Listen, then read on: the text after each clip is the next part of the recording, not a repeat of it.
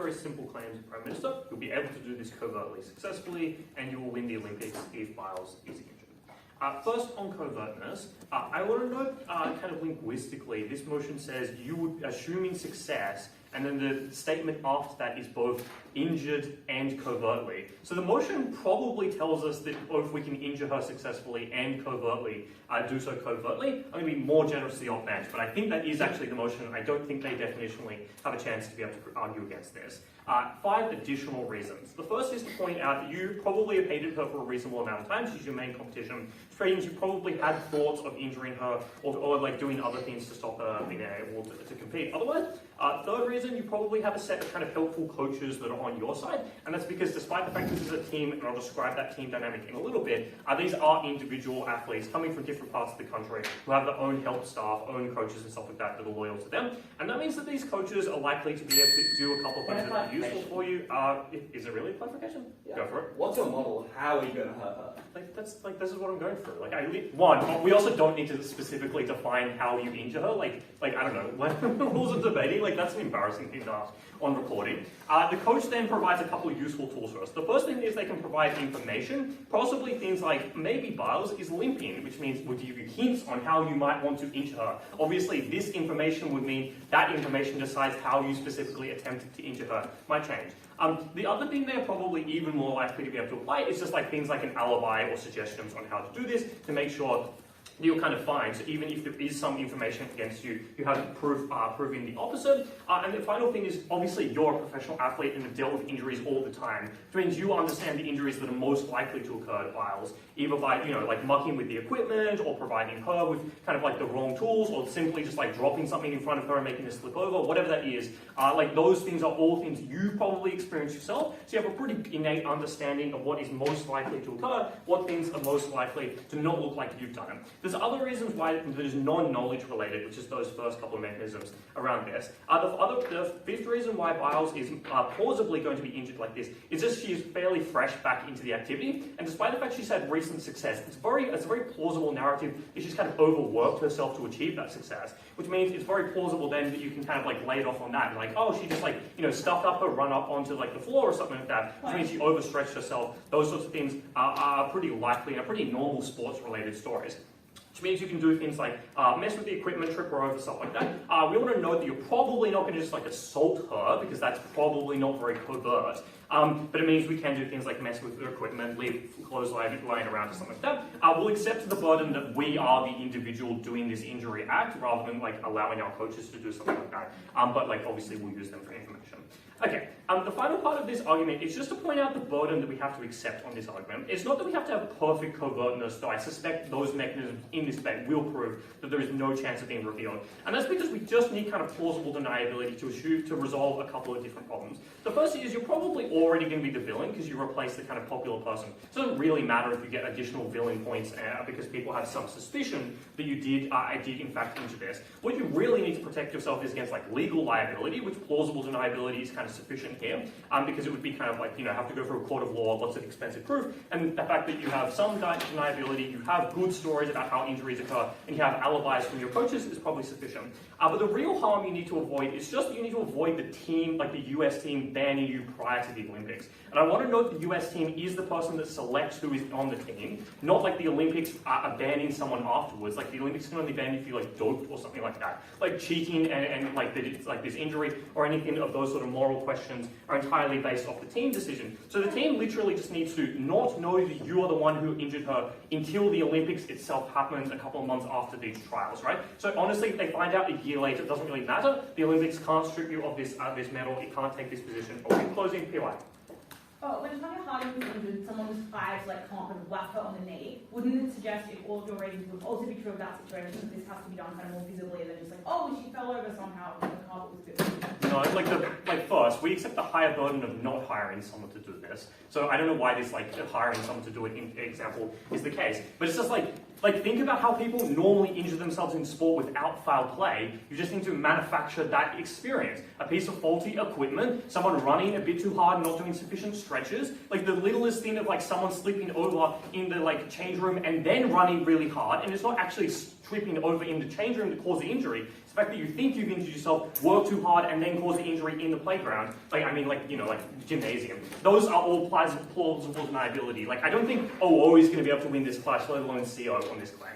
Okay, let's then explain why you win the Olympics, the ultimate goal that the info slide sets out for this. The first thing is Biles is just injured, so she probably can't perform particularly well at this trials. And that means that you're likely to be able to kind of beat her on vault and floor and likely to outcompete her generally. And importantly, this team is made up in such a way that the US team is 4 people, and they have 4 different events in women's gymnastics. You have floor, beam, uneven bars, and vault, and you have the exact same specializations as Biles, and you have the exact same ultimation as the person who wants to overall win. Which means you directly, like when you compare yourself to Biles in a fair trial, you're not going to beat her. She's already empirically proven you in the past, which means you're not going to be able to beat her right now. But even if you don't outperform Biles in the trial because somehow you don't injure her correctly, you don't injure her sufficiently, which I think is way more credit than we need to give the bench in this argument, they're unlikely to take her on just on the fear of injury, because when you have a 4-person team and someone has to drop out, then your chances of being able to win on those specializations is incredibly large, which means that it's not a sport where you're likely to take people who have the risk of being injured, because maybe then you lose 1/4 of your team, you lose the ability to kind of win that competition in the overall case. And importantly, you're just not, and this is the final part of this argument, you're just not going to be picked both of you in this team. And that's because your specializations overlap, and the way these teams are picked is they want to do 2 things. They want to have someone who wins overall, which means you compete in all events on average you do best. But to win the team's competition, you want to do best as you can in each individual of those 4 activities I mentioned to you, which means you can't overlap specializations without leaving yourself weaker in other specializations. Which means this person can't be in the same team as Biles, because then you have the wrong match of skills. And you can't retrain these things because you learn these skills when you're like 10 and train them for the next 30 years. So she can't magically become an uneven bar success. So you're going to win. You don't really care about the shadow of doubt that might occur here on your reputation because you're happy to be the villain, you're the cutthroat record breaker, and honestly you just want the medal and the win anyway. It doesn't matter how you achieve it, you're probably not going to be guilty about it, but this will work, it will not be found out. Very proud to find it. Thank that speaker, and we'll call up the leader for the opposition. Yeah.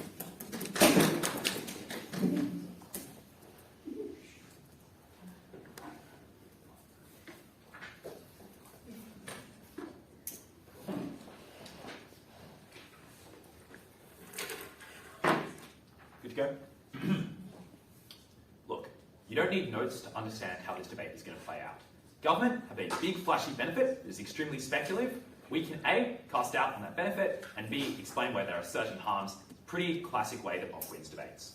So, 3 arguments. First, you'll get found out or at least have a huge amount of suspicion. Second, you're likely to feel an enormous and crippling amount of guilt. Third, this lowers your chance of winning, and winning is probably pretty unlikely, or we're going to mitigate the chance of likelihood of winning anyway. First way you get found out. I'm going to do this in 2 parts. First, you'll get caught directly. Second, there'll be a catastrophic amount of suspicion on you. First, you get caught directly. Jack is going to give line-by-line responses to the specific things they talk about. But the first thing I want to engage with is that definitional challenge, which is assuming success, then the sentence that says you covertly injure her.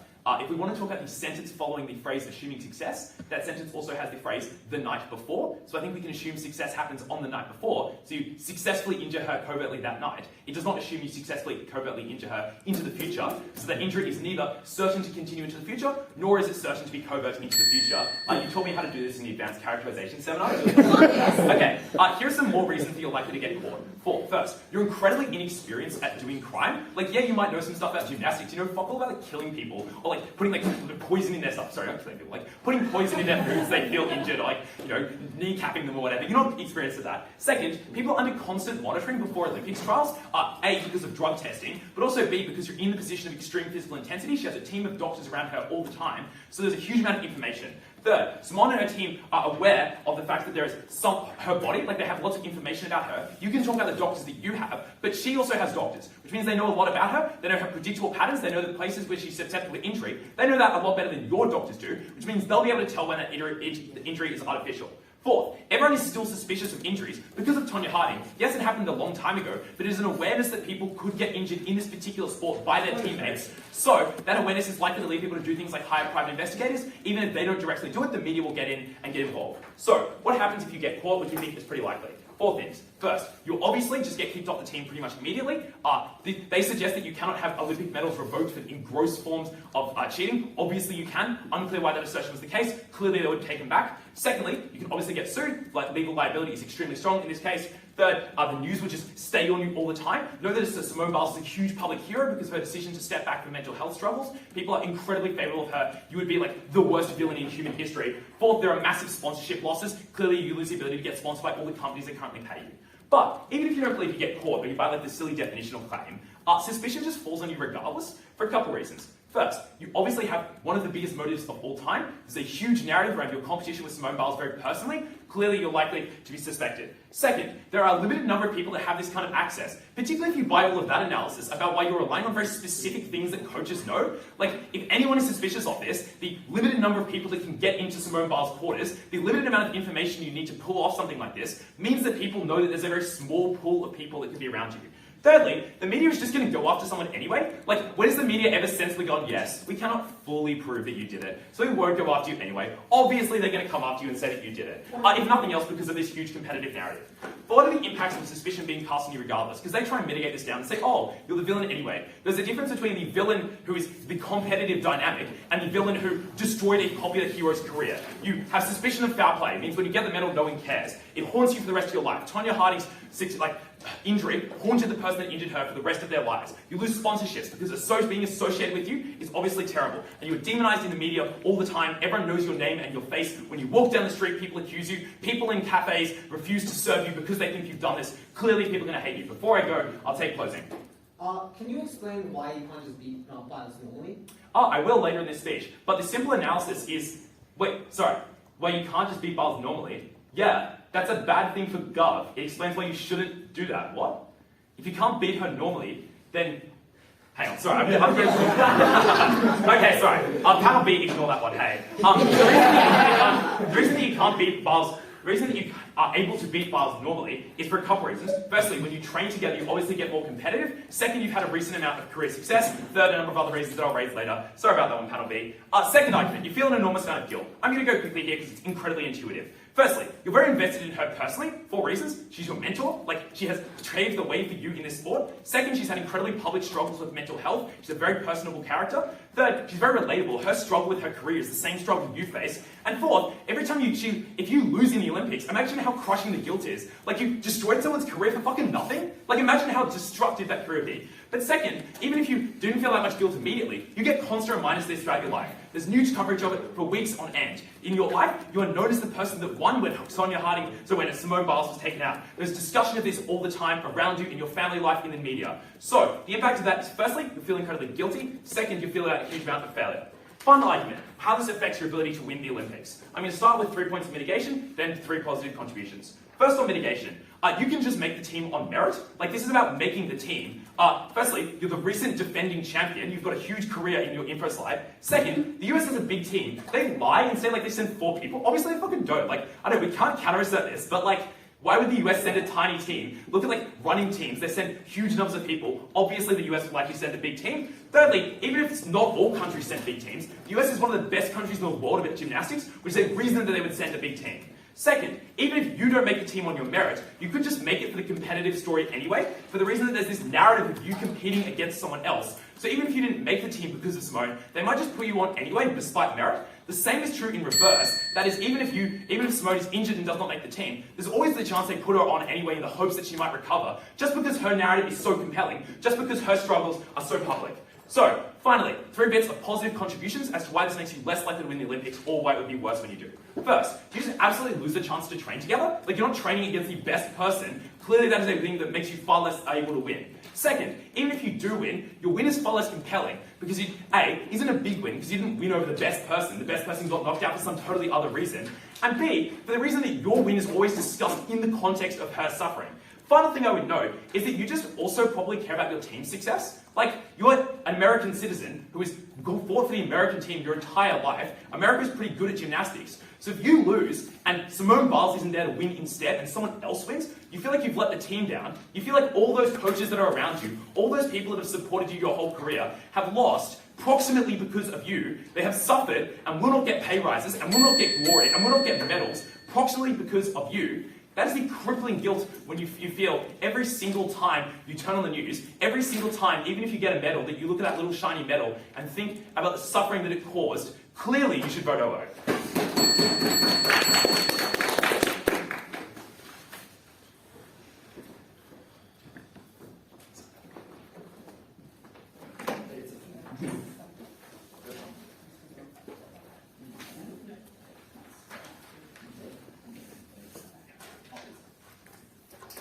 All right, I'll thank that speaker for the speech, and we'll come up to the Deputy Prime Minister. Here. The tactics of this opposition bench are really juvenile and have made this debate much worse. This is a debate about what the implications would be if you were able to covertly pull off an injury of another gymnast. I do not want this debate to descend into whether or not you could pull this off covertly, so I'm going to briefly address it at the start of this speech, and then I would thoroughly encourage you to ignore the vast majority of that Leader of the Opposition speech, and indeed all further opposition bench content about whether this could be done covertly, because I think it's bullshit, and I think that they should have just bitten the bullet on this one thing. Let's firstly talk about covert injury. Come on.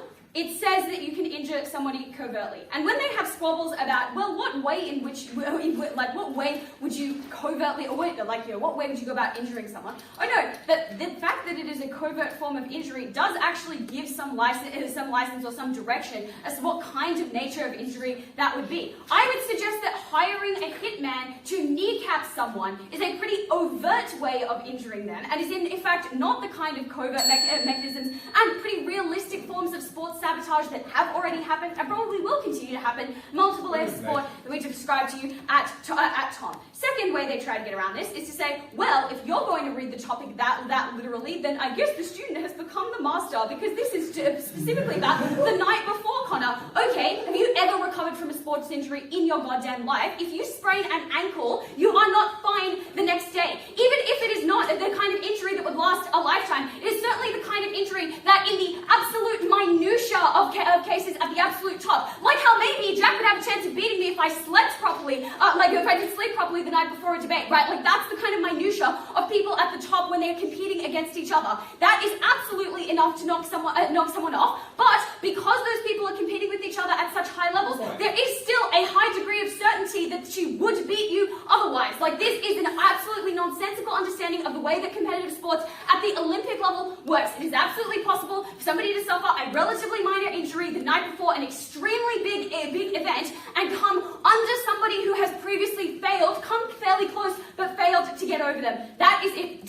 Ignore that for the rest of that. Panel B included. Let's secondly explain why the guilt doesn't matter, because I do actually think that this is where the debate takes place, right? It's assuming that you could successfully do this, and would you want to? Let's explain why guilt doesn't matter to this particular actor. One, the manner in which the injury occurs is pretty removed from the outcome or from the highest emotional toll of injuring someone. This is not about whether you would go and beat them up. It's not about whether you would take a crowbar to the back of their leg, or you would slice some of their tendons, the way that athletes have sabotaged each other in the past. This is like you would sabotage some equipment with some help. This is when people are practicing the night before the trials, as they often do, because they want to be in good form for the trials there. That is the type that occurs there. And I would note that while we presume certainty in this debate, I actually think this actor in the moment has a fair degree of kind of speculation as to whether or not that is actually going to impact the performance. So that makes it different to kneecapping someone where you know that you have just broken their leg. There is a fair amount of plausible deniability, and this is purely psychological for this particular actor to go, well, I actually don't know if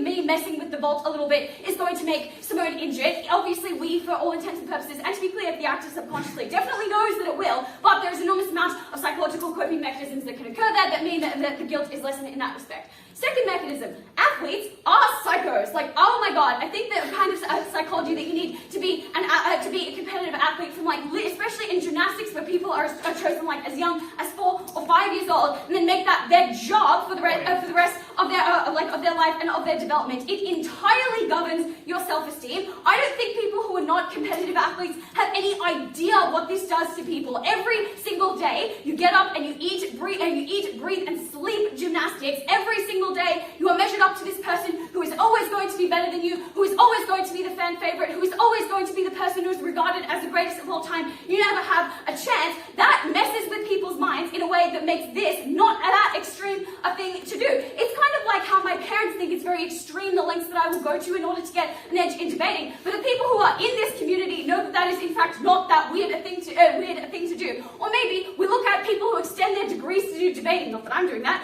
a bit judgmentally, but ultimately in a kind of understandable way. I understand why people would make that decision in the first place. Secondly, I think it's, even if you don't believe that athletes are psychos, I think it is evident in the way that they behave otherwise. They sabotage people in a variety of other ways. They coach their coaches, they coach their nutritionists, they do not show loyalty, especially when nationalism and national lines of loyalty are involved there. That means that doing this thing that we explained to you at opening government really does not, I guess, pose that large a problem to this. Lastly, though, Jade Carey in particular, nearing the end of her career, both just in terms of the amount of time that she's willing to sink into this, but also the hard biological limit when you do this to your body day in and day out for your entire life.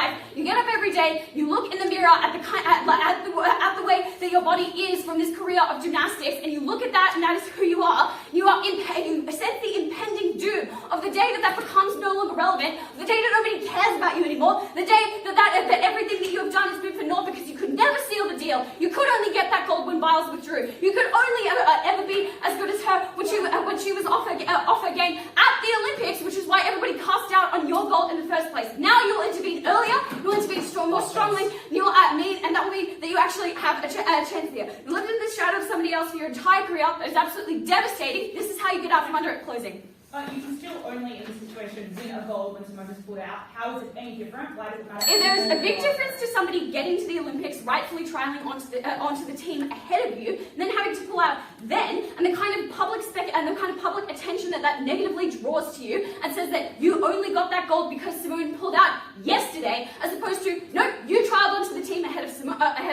She couldn't cut it. She pushed herself too hard. She didn't execute the comeback in the way that she wanted to, and you were there and you were working hard the entire time. That's a completely different circumstance of events. Also, try coming up with your own case opposition bench and not just piggybacking off one little thing in mind. Let's lastly explain why Simone's presence will always hinder you. One, you are unlikely to get picked on the team at all because you are seen as a bit of a liability on other events following falls on the beam at the prior Olympics, which is why you can only compete in vault. And on floor, you have the same specialization as Biles. It is not a lie that there are 4 people who compete in the team event.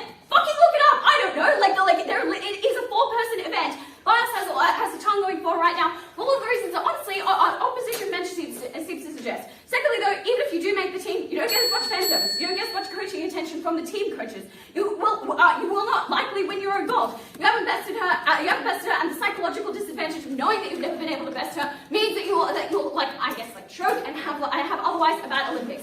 Winning an Olympic medal, being on this team is clearly the most important thing to this actor, who is honestly not like the rest of us. She's much crazier. She's willing to do much worse things. Proud to our government.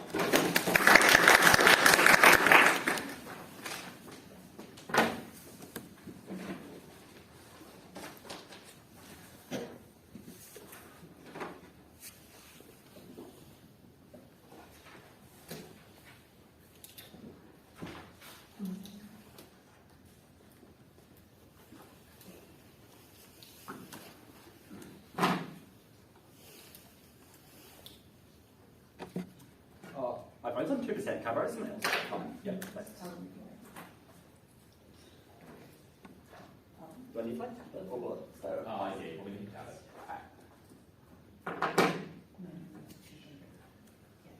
First thing I'm going to do in this speech is talk about what Jade Carey cares about. I'm going to say 3 things. Firstly, I probably posit that she cares about winning the right way. Why is this? Firstly, because she was brought up in a sporting culture that praises that. She was brought up in the United States Gymnastics Academy. They told her the values and the virtues of sportsmanship. That is something that she has learned. When she is trained alongside her coaches who have told her that since she went to the gym as a little kid. But secondly, because that is the dominant social narrative outside of sports as well, that honors sportsmanship, that glorifies the athletes, that do good things, that support their local communities. And we would say, but thirdly, also, she's probably aware of her power of a position as a role model and inspiration, and cares about pushing, being viewed as integral and being viewed as a good person. We would say it is deeply unlikely she would make the trade-off that opposition wants to talk about. Second thing I think she cares about is her teammates' success, especially the success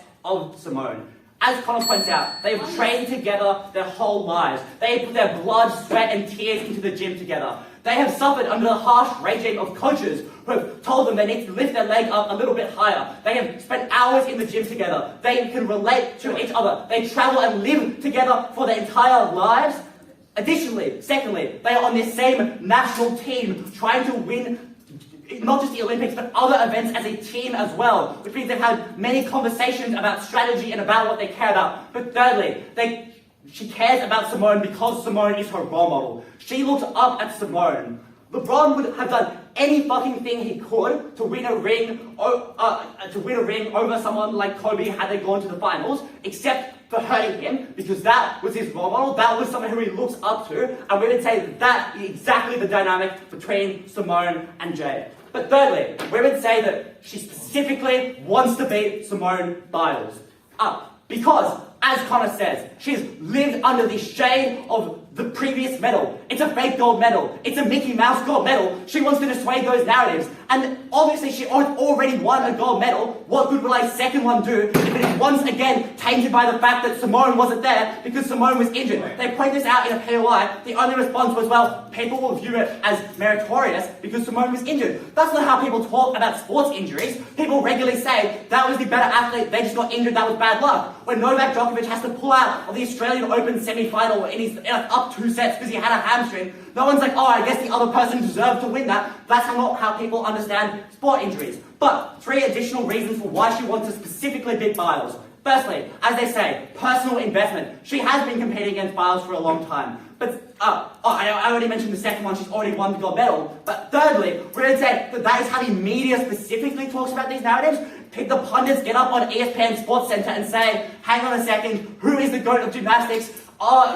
Jade won her medals while Simone was injured. That's not really, that we shouldn't look at those in the same sort of light and respect as, contrastingly, in the world where she beat Simone Biles, which we point to, Jack, is reasonably likely, given it is uncertain. Simone Biles is coming back from an injury. She is a little bit older. Gymnastics is subjective in terms of how they judge it and all of these sorts of things. You have been more experienced in the last years. Biles probably has stress about her injury. Injury anxiety is a common thing in sport, where athletes don't push themselves as far because they're scared of re-injuring them and hurting themselves. There are a whole set of reasons why it's likely to believe she could beat Biles, and that's the thing she cares most about. She would not take that risk. Based on what she cares about, I think it's clear that opening opposition is far ahead in this debate. But next, I'm just going to talk more about winning. Because, to no response, we tell you that your chances of winning in a way that you care about is higher on the outside. Because when Simone is on the Olympic team, you can train with her, you can get tips from her, and she is one of the most skilled and experienced gymnasts. That is something you deeply care about. But secondly, as I've already pointed out, you do care about your team's success. You care about the United States winning the Olympic medal. That is extremely important. You're more likely to win on the outside. I will just note the second piece of mitigation which we make to no response, which is it's reasonably likely that Simone makes the team anyway, even in the world you do this. Obviously, like Connor is correct, sports injuries don't heal overnight, but the trials don't happen the night before the Olympics. The trials happen like a year before the Olympics. They offer no mechanization for why they don't just like postpone the trials or put Simone into the team. In the world where you were to take this action and not make the team, you'll be wasting anything. Our material will be extremely activated. I'll take closings. Do you think the USU Australs contingent was selected meritocratically? Yes, I mean USU won. Fair call. Yes. Yeah. Okay. The next thing I'm going to talk about is guilt, because the one response to that was she's a psycho. I've already explained that there's not a lot of reasons to believe she's a psycho. Athletes aren't always like that. In fact, we would say the vast majority of athletes are like genuinely normal people, and she probably does care about like Simone Biles, etc. But secondly, obviously, this is a lifelong thing. The guilt that we talk about is something you will experience for the rest of your life, and she's probably reasonably cognizant of that. Athletes know and are actually quite anxious about what they will do after sports, because they know that they only have a certain number of years before the biological clock starts ticking, and after that they need to do something else. They need to, for example, go into sports media, or become a journalist, or do some other sorts of things, or have sponsorships to secure the bag for the rest of your life. They are aware of these things and thinking about it. That explains why she's also likely to be thinking about the guilt that she would experience for the long period of time. Totally insufficient response. But we'd say also the guilt is upstream of winning because it is harder to train when you feel guilty. But secondly, when you are more stressed because you have taken this action and therefore increased the stakes a bajillion times because if you hurt her and you do not win, well, God, that is horrible. That makes you under way more pressure to perform, which is more likely to cause you to make mistakes. Athletes do best when they're in the zone. That sort of action, that sort of thing weighing on your mind is out of the zone. But thirdly, you ought to weigh that material extremely highly because it is lifelong. Now I want to talk about whether or not you get caught. I think we've won the debate without that. But I will just first of all literally point out how absurd their strategies are. It's like, oh, you'll mess with her equipment. Simone Biles fucking knows her gymnastics equipment. In the investigation afterwards, it'll be pretty obvious, like, oh, someone added some more weights here. Like, they can't, this isn't a debate about magic. They need to consider this a reasonable way of covertly injuring her. I'm happy, or at least not getting caught in the aftermath. It'll be reasonably easy in an investigation to tell what has happened. But additionally, the mechanisms here are so suspect. It's like, you hate her, no explanation given, assertion. The coaches are likely to help. No explanation for why the coaches don't also love Simone Biles, why they would open themselves up to liability to help like Jade Carey's like psycho crazy pursuit. I think this is a clear win for opening opposition.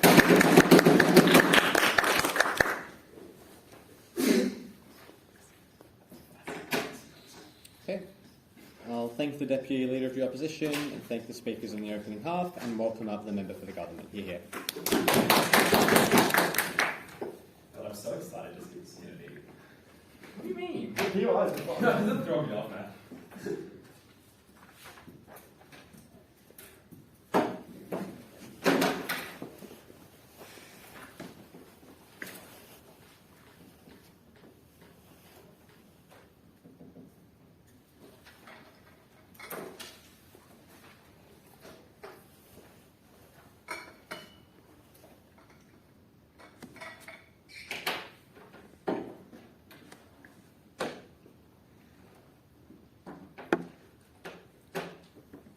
Opening government's nearly on the right track, but they point out that sometimes athletes are in a pretty dark place. Because it can be hard to work really hard at something all your life, to feel the physical pain of training to be a professional gymnast, to be one of the strongest people on earth, yet not quite get what you want. But as opening opposition correctly identifies, suffering alone and not succeeding probably isn't enough to push you to be violent. You probably would still empathise with someone else you've known for your whole life when they go through the same experience as you. And that's why this idea of feeling good about injuring someone is not yet proved in the debate. But CG is going to actually have some balls here. And we're going to try and say that when you injure Simone Biles, this is an experience of moral vindication. This is a moment you do genuinely enjoy because your hatred of her is so intense and you're so blinded by this rage. But additionally, you are so intoxicated and captured by the fact that she has been the system of oppression for your entire life that's taken so much from you, you would actually be totally fine injuring her, but the choosing not to injure her and watch her trial and watch her succeed will cause you so much moral damage, the alternative is untenable. Let's explain 3 unique reasons why you hate Biles. This opening government says, well, maybe you're a bit psycho because you work really hard, but I still think you can feel empathetic and feel nice for people. We explain why you have a specific hatred, which is attached to Biles, which is likely to justify uniquely violent actions. The first thing to point out is that the experience of competition is already likely to have fostered a significant hatred between you. Opening opposition counterintuitively suggests that working with Biles all your life makes you friends with her, but I don't think this is the way that athletes motivate yourselves. When you need to work really hard to cause your body a huge amount of physical damage, I don't think you justify it by having no enemy. I don't think you justify it by not having someone to beat. And so obviously, if you're always the underdog and you always feel like you're losing, the way you motivate yourself is likely to be to internalize the fact that you are doing this to beat Biles. You are doing this because you hate Biles, because you need to get back at her for all of the suffering that you have caused, which is a unique way of internalizing this that opening government never describes. But let's get into a bit, like, very clearly new stuff, which is just to point out that you likely view Simone Biles as stealing your dream, and that's something that you're entitled to, which explains why the kind of criminal behaviour that government needs to defend is something you feel entitled to do. And that's because when you are brought up as a pro gymnast, you obviously need to aspire. You need to dream, you need to believe you're capable of a lot of things. things. But when people believe they're capable of a lot of things, they believe they're entitled to them. And look at the way that debaters believe they're entitled to success and good calls even when they've probably lost. Because you necessarily have to believe that that's something which you deserve. Which is precisely why when this is taken away from you by someone like Biles, it is not simply that you are sad that you didn't achieve things. You feel that Biles stole something from you, something which was your birthright, and something which you have suffered uniquely. And there is no justification for why you should not steal something back from her. But finally, and most importantly, you probably think that this process is already unfair. This is where we handedly beat opening opposition. Because opening government says that, well, maybe you're mad because you work hard. And both Jacks probably work pretty hard at debating, but they still get along really well. And the reason they get along really well is because they don't think they exist in an unfair system which is chain them down and not let them achieve what they succeed. Why is it the case that you probably believe the system has been unfair against you? First of all, my previous analysis explains why you believe you are the best, because you are told this by your coaches and your parents. You tell it to yourself to motivate yourself to work harder. But second of all, it is not an unfair claim to say that Olympic selection committees do some pretty evil shit. I personally know, because the only reason my mother was not selected for the Olympics is this thing that happened. This is a true story. Even despite coming fourth at the International Rowing Championships, she was not selected for the Olympics because there was someone else who was more popular with the coaches. And this is precisely the thing that happens in Olympic teams all the time. It is a political selection. And our argument is not that it's true that Simone Biles did not deserve the position. Our argument is that it is true that you will believe Simone Biles did not deserve the position. You will justify to yourself that the only reason you did not achieve success is because the darling of the nation was always going to pick over you, and you would never actually get the chance to do it. Which is precisely why we beat opening opposition's claim that you want to achieve it the right way, because you believe the right way has gone out the window. You believe you never had the chance for meritocracy in the first place, which is precisely why you don't care about it. But finally, we explain that when you go through the huge amount of suffering, you need a target. The pain, the anger, is not something that someone can simply bottle up and ignore. You have to direct that anger at someone. And so every time you roll your ankle in training, you probably imagine exerting that pain on your enemy, on Simone Biles, precisely why you are likely to be okay with it anyway. Why is it then the case that you're likely to feel nice from engaging in this covert injury? First of all, you were able to witness your suffering being mirrored. Every single time you landed and twisted your knee and you felt that pain, every single time you didn't achieve the success you thought you deserved, it's not simply the case you were watching someone be hit, because I would probably feel pretty bad. But if I saw someone going through what I went through, if I saw someone going through the thing I thought they would deserve to go through, it's precisely why I not only feel fine with it, beating opening opposition, but I feel actively good about it. But second of all, it feels like you got your own. It feels like you broke free from your overlord that you were not subordinated to, that did not prevent you from ever achieving success. It felt like you actually got to choose something and choose your own destiny for once, because you were not simply held in a system that would always keep you down because they needed their darling to win. But finally, you're likely to feel free. And this beats opening opposition on their own metric again, because when you have to compete against Simone Biles, this is the biggest mental inhibitor to your performance. The person that always beat you, the person that was always picked ahead of you. It's likely why you won't have the necessary belief that you have a chance. Even if you believe you are talented, you also need to believe you have a chance of being selected. And as long as Simone Biles is trialing next to you, you'll never believe that you're going to be success in this. This beats opening opposition, because we explain, this also though still works on opening opposition's characterization of why Simone Biles will be picked even if she's injured, because we explain that then later on you're likely to still suffer. Opening. Yeah, Messi and Ronaldo are friends. LeBron was invited to Draymond Green's wedding, and Serena and Venus didn't hate each other after every final. Why does Gal's characterization You're obviously more naming a narrow group of athletes? Okay, you're obviously naming immensely successful people for whom our analysis doesn't describe. Like Messi and Ronaldo are hugely famous. I just don't understand why it's applied.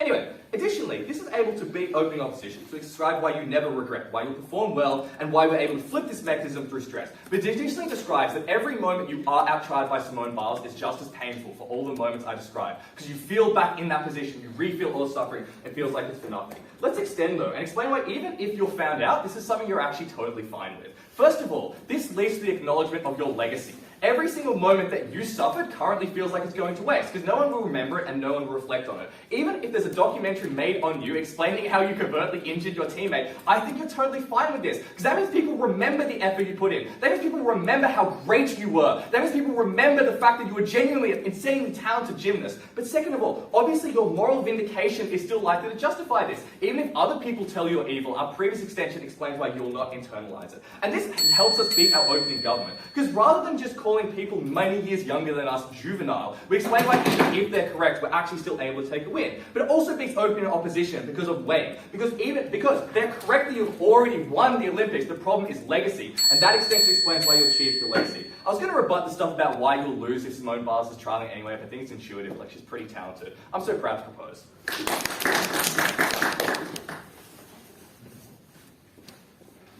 Okay, I would like to thank the member for the government and welcome up the member for the opposition. Here.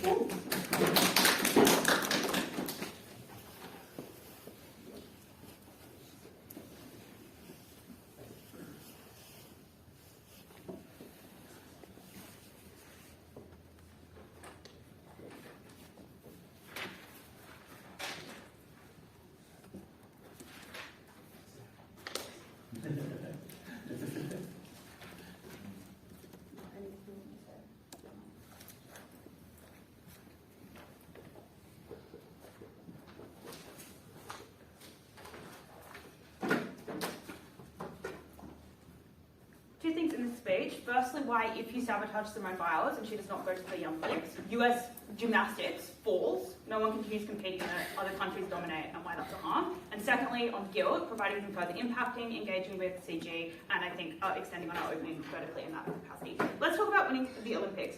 Our opening says, if you win, it's better because you feel, better about it, and they tell you some reasons like you now get to train alongside Simone that you're likely to be better. But I'm going to explain why, if you injure Simone and she is not on that team, it is detrimental for you individually and for your country, which you probably care about. The first thing I'm going to do though is just give you some context about how Olympic gymnastics works, what sort of categories there are and medals we're talking about, whether she'll be on the team, because both opening teams, I think, make assumptions, some are correct, some are incorrect. Let's be very precise. I think there are three things that Jade would be up to win, or that the US is up to win. The first is the team. And it's true, if Simone is on the team, Jade would not be. It's 4 people that compete in the same events. That's fine. But there are two, yeah, you guys are right. There are two other things that she does, that she could compete for regardless. The first is the individual all-around medal, which is what Simone Lee won last year after Simone got pulled out, which is, again, I think something Jade has very little chance in winning because she does not do bars and does not do beam, and was not going to be put in anyway because Simone Lee is probably still coming back to trial this year, or there are other gymnasts, so she has no, sense in being on either side of the house. So what we're really talking about in this debate is individual event medals, and if you read the info slide, that is what she won last year.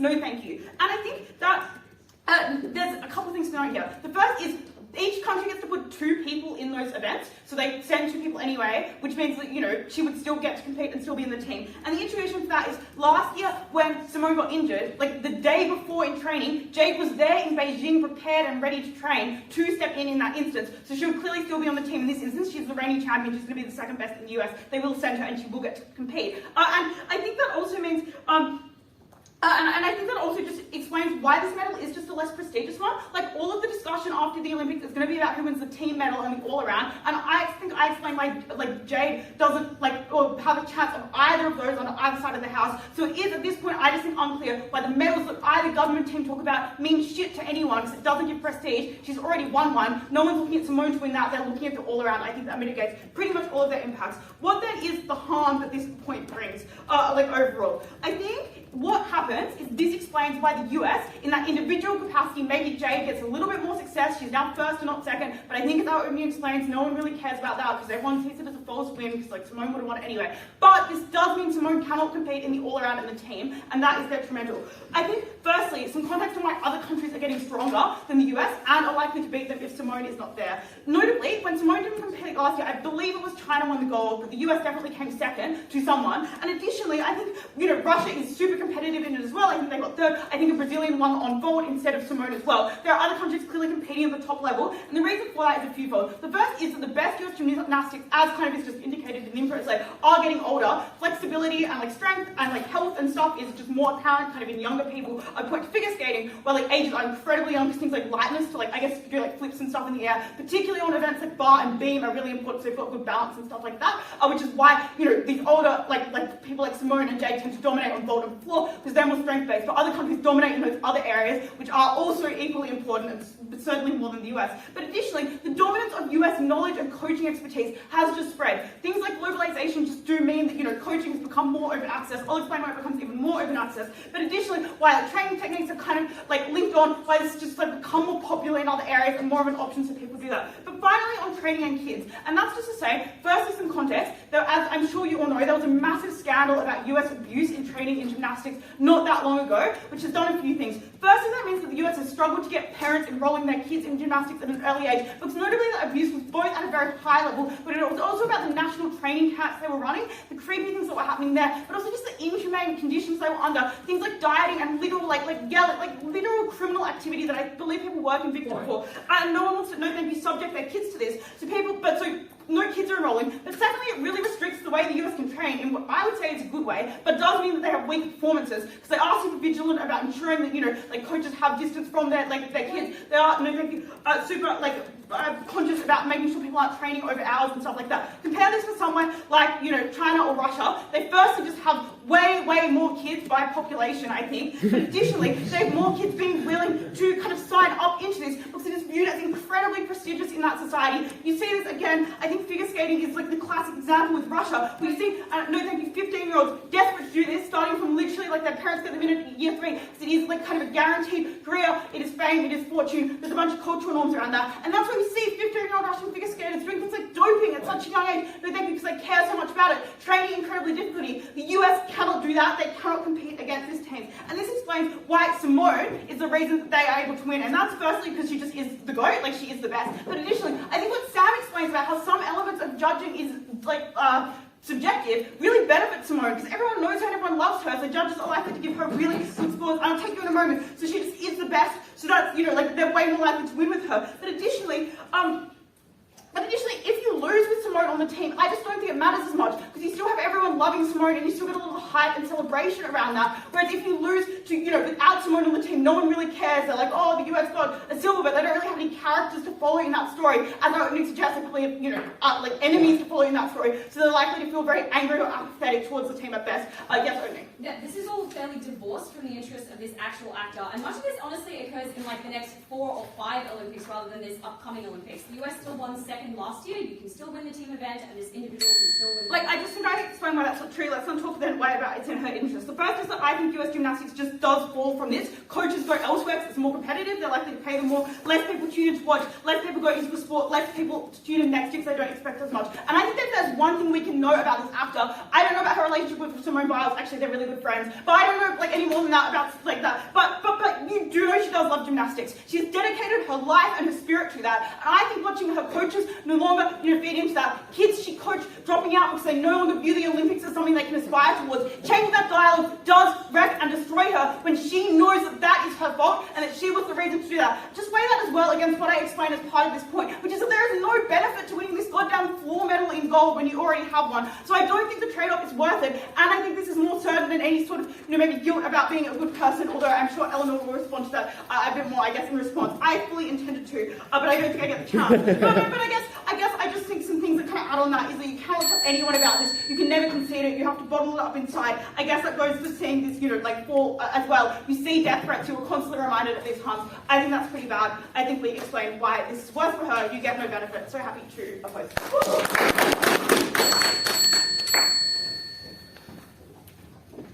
Okay. I would like to thank the member for the opposition and welcome up the government whip here. Oh, the left? Oh, okay. Is he crying or something? I don't know. I think he's going to go kneecaps for another debate. Sorry, I just had to change. Yeah. I couldn't stand it. No one was recording as well. Good.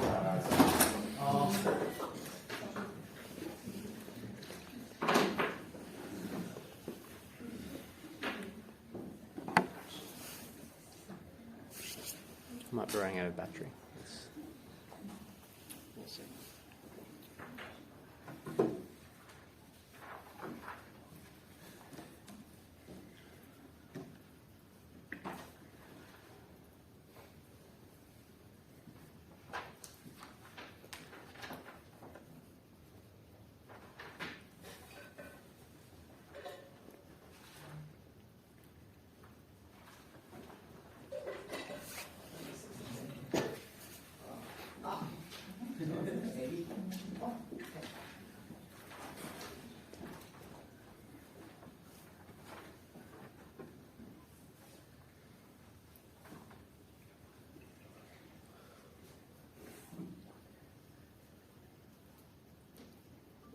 clashes. First, on guilt. Secondly, on winning.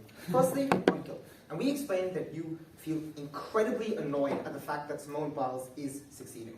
And I would note the way this is distinct from opening government, and the way this is distinct from actually every other team in the debate, as in we can exist even if other teams attempt to succeed. And the reason for that is, independent as to whether or not you might win or lose in the Olympics, independent as to whether or not you make the team anyway, this explains why you want to punish Biles, why the action itself, and no follow-on effects after that, is in itself beneficial. And it's because of the fact that Biles has robbed you at every single turn. The fact that Biles is uniquely responsible for the harm that is done upon yourself. OG says that, says three things basically. The first is that the manner is removed, which perhaps explains something on maybe you don't viscerally feel bad, but it's unclear as to the guilt mechanism that OO points out doesn't die. The second thing is that you're psycho and you care about it, but that doesn't explain why you hate her specifically, or why it is that, it just explains that her success necessarily, that you want to succeed yourself. So importantly, our mech explains why it's not only that you want to succeed, but Biles has to suffer itself. So what that means is we take opposition at their best,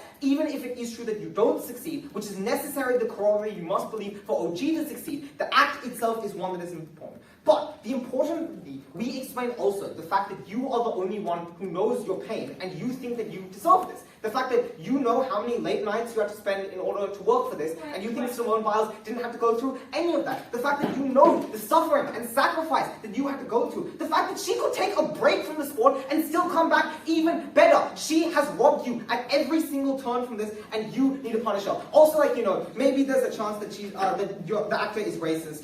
That's probably actually, yeah. For the decades of your life you have after sport, when you're telling your grandkids stories, will you still feel vindictively good about destroying a woman with public mental health struggles? Yeah, because if we explain that you dislike her, then it is, right? That's just independent of the stuff that we say. Cool. In this, what does this mean for the debate? Firstly, this also explains why we beat out OO, because it presents an active harm of trialing below Simone Biles. It is not just that you get denied a chance at the Olympics, but it is the fact that you now have active guilt for the rest of your life. They want to claim that the guilt is on their side and have this long-term impacting. But if it is true that you dislike her so much, that you missed the one opportunity, because presumably 4 years down the line you're not going to have the chance to trial for this team again, that means that not engaging in this action is one that you feel guilty about. Maybe if you had injured her, you might have been able to make the team. Maybe if you had injured her, you might have been able to get that extra gold medal. You might have been able to cement yourself, which means all of OO's harms are co-opted on our side, and are far better if you assume the fact that she is likely to be guilty. We weaponize that material. OO just asserts you might be friends with her in some circumstance.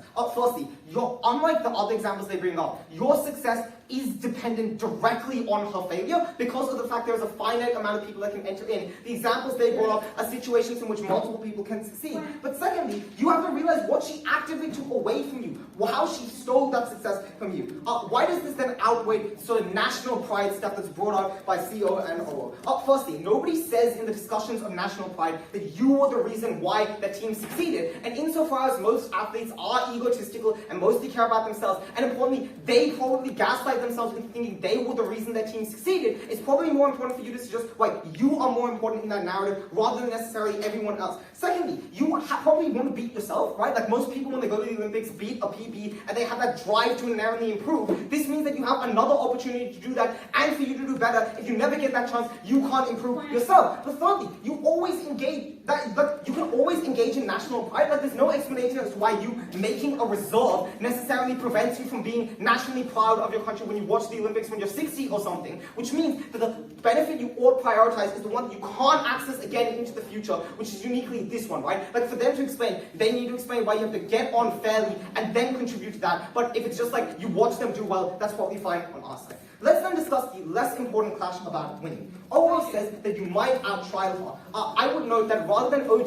saying it's true, note the info site says that the only reason you got the gold earlier is because Simone Biles dropped out, which explains that there is a previous preference for the US team to only pick one of you two, and that's a better mechanism because it follows the all-knowing info slide rather than the assertion given by OG. Secondly, they say that you might perform badly at the Olympics.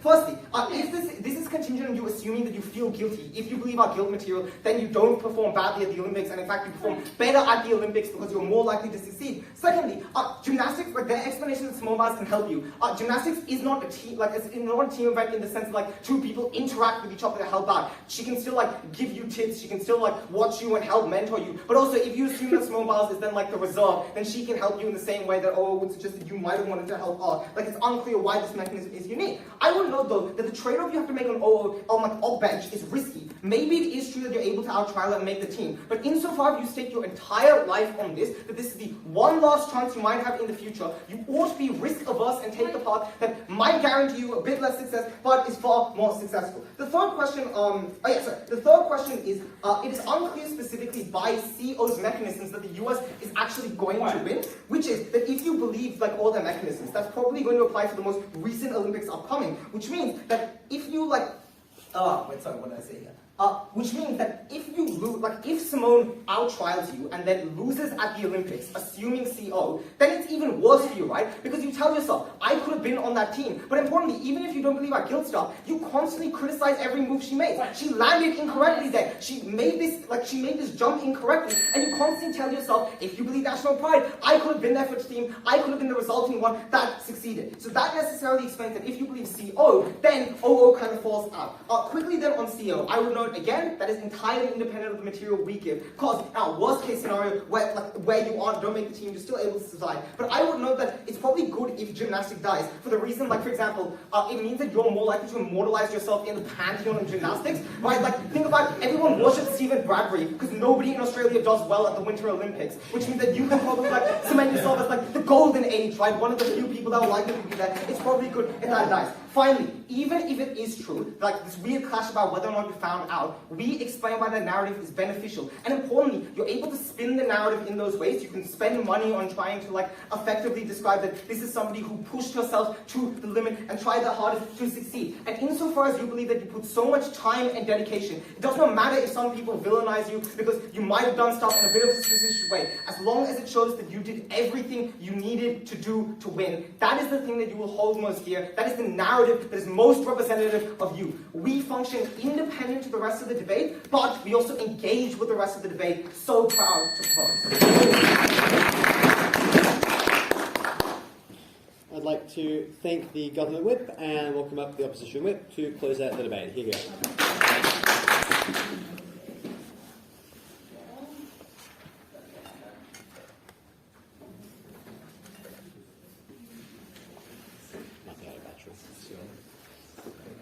Unclear. Should last throughout 7 minutes.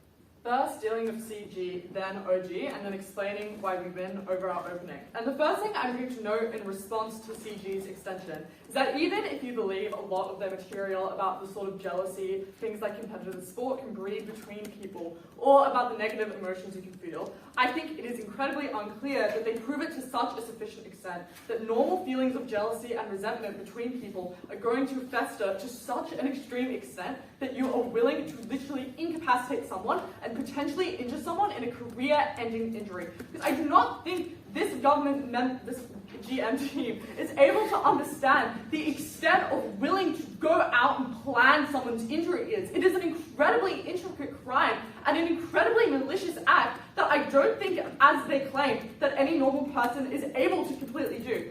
3 reasons in response to their 3 mechanisms why I think they're insufficiently able to prove that you hate Biles to a sufficient extent.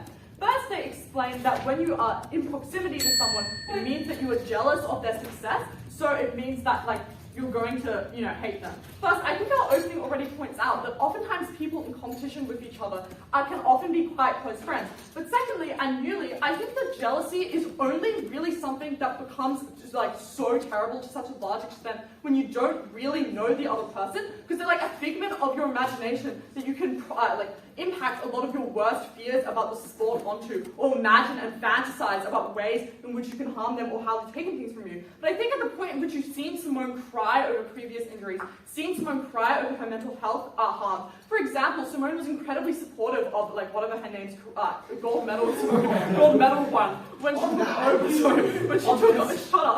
she took over. I think it is something that it is unlikely, even if you feel some degree of resentment towards her, a lot of that is probably going to mitigate that down to not a sufficient degree to literally injure her. But secondly of all, on the claim that you likely feel that Simone Biles has stolen your dream, I think this is incredibly unrealistic. Oftentimes people are very talented debaters, as I guess everyone here already knows, but no one has an expectation that one is going to win Australs, and when someone sees their Australs winning friends, they're like, holy shit, they've stolen my dream of winning Australs, and this is all their fault. But secondly of all, I think this is just premised on the idea that Carey has delusions of grandeur, that she was meant for the gold medal, and that this is the dream that Simone has taken away from her. When I think people are normally able to accept that they are an incredibly talented person. She has won a gold medal, even if Simone wasn't there. She's beating most people in the competition of her pool. It is unclear to me why this is something you're not willing to accept. Thirdly, on why they think the process is unfair. Sadly, I don't think Jerusa's mother's tragic story is quite analogous to the situation. Because I don't think the Olympics is as unfair as they claim. I think at the stage at which Simone Biles is the goat of gymnastics, surely there is a degree of talent there that is completely acceptable. Sorry, that was quite rude. I'm just getting a bit hassled. Quite rude. So weighing that against our extension. We don't know if Carey is the narcissist that this government team really wants to defend against. What we do know is that she does care about gymnastics. Because even if I am not a debater that is out here winning worlds, I feel pride when the USU and the people that I compete with do well at competitions. I feel happy and proud for my friends when they are able to succeed and represent my institution, and in her case, country, and do well in things like gymnastics. And we explained to you very neatly at Gypsy about why it is not very clear that in the absence of Simone Biles, an incredibly dominant gymnastic figure, it means that the US is able to actually win. Firstly, because other countries are being able, often as competitive. Secondly, because oftentimes even if you've won something once, doesn't necessarily mean you win it again. Winning is often quite random, and when you have someone who's as consistent as Simone Biles, it's more likely you do. But secondly, I just think it outweighs this extension. It's just incredibly unclear why she would be the narcissist that would, in absence of it maybe being successful, revel in the joy and pain of Simone Biles' suffering. I just don't think this is as important as they say. But thirdly, on the last claim about how this is an acknowledgement of your pain, I think it just means that a lot of the attention around your career is just focused on Simone Biles' tragic downfall in the last leg of her career. I don't think this is an acknowledgement of your pain and suffering at all. I think this is a retractment away from the achievements of someone who is a national hero, because she picked up where Simone Biles was able to sadly leave off last time. Before I move on, opening. Yeah, I agree that closing government's conception of the way that athletes behave psychologically is deeply implausible. Opening government, however, gives you a very plausible characterization of the way that athletes get driven to the brink, to the point where they can justify this behavior. No, your plausible characterization is literally one line saying competitiveness makes you psycho. We are all in competitive activities. This doesn't mean you're going to do a criminal act. This is quite a large leap of justification. I think much more work needs to be done to prove why this is something she would to retain no psychological damage to. But secondly of all, why then we defeat opening government? Just the first thing I'd like to point out here, it's just very deeply unclear what their actual benefit in the debate is. Obviously, our opening has already pointed out first that Jade Carey is an Olympic gold medalist, so you have no benefit there. But secondly, and more importantly, what we tell you and how we come up over them, even if you believe that it is likely that, Jade Carey is going to feel no psychological damage from this, we explain to you why mechanistically it is why it is unlikely mechanistically the US is going to win the Olympics in the absence of this. First, because China won the gold last year. Second, because oftentimes the best US gymnasts are older. Thirdly, because oftentimes it is easier for other countries to gain dominance in the years leading up to the Paris Olympics because coaches have more knowledge around gymnastics. Fourth, because a lot of the younger people in gymnastics being dissuaded away from gymnastics in the absence, because of the US's recent abuse scandals. And because even if you believe the material about the fact that this would be done covertly and no one would know about it and there'll be no media attention on it, it doesn't mean they get any benefit at all. Because Jade might not even win that gold medal. And then she's just won a second commiseration gold, even if she does, she's just won a second commiseration gold medal. Weigh that against our material, which neatly fixes their issue and actually explains to you why what happens is Simone Biles' sport, the thing that Carey's sport, the thing that she cares most deeply about is probably going to be less successful at the Olympics. She has to live with the knowledge that she is the person that caused the downfall of her country in the Olympics. She has to live with the psychological damage of knowing that she has sport injured her friend, has ruined her country's chance of getting another gold medal and being successful. It's very obvious which team wins in this debate. Closing opposition.